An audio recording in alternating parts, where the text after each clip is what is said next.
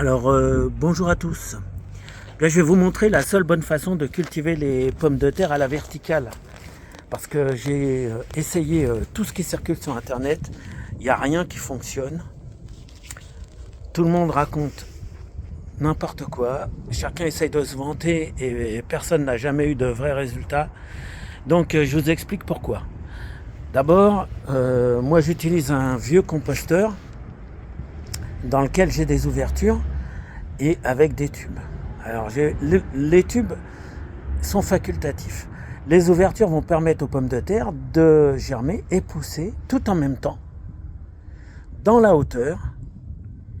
Et donc, c'est la condition indispensable pour avoir un rendement à chaque niveau. Si jamais vous mettez une couche de pommes de terre, c'est fini, la stratification, elle va bloquer la pousse des feuilles des pommes de terre du bas. Il n'y aura pas de photosynthèse, pas de sucre, pas de tubercules.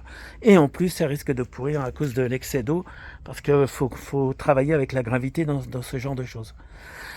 Donc, moi, voilà, je vous explique ce que je fais.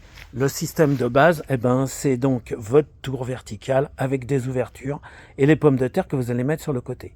Le problème, c'est que si vous mettez vos pommes de terre sur le côté, vous ne pourrez pas les buter. Si vous les mettez trop profond, elles vont pousser verticalement et elles ne trouveront pas la sortie sur le côté.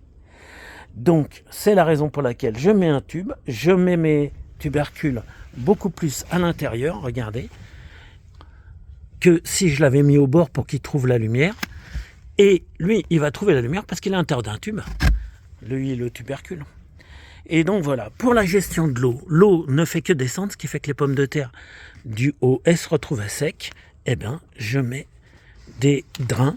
Alors, dans n'importe quel contenant, vous mettez des cailloux.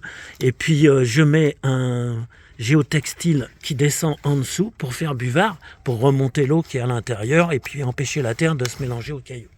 Et voilà. Ça a très bien fonctionné l'année dernière. C'était la première fois que j'avais un résultat acceptable avec ce système. Donc là, je vais finir de le remplir. Je fais juste un mélange léger. Vous évitez surtout tout ce qui est terreau et compost, parce que ça attire énormément les bestioles néfastes comme les hannetons, des choses comme ça. Vous en mettez un minimum. Vous mettez du sable. Il faut que la terre soit légère pour que les tubercules soient gros. Et puis de la terre de jardin. Je pense que je vous ai tout dit. Alors ce qu'il y a, c'est que là j'ai des fers à béton qui vont venir autour et me permettre d'attacher tout le feuillage, parce que sinon ça va finir par prendre une place importante.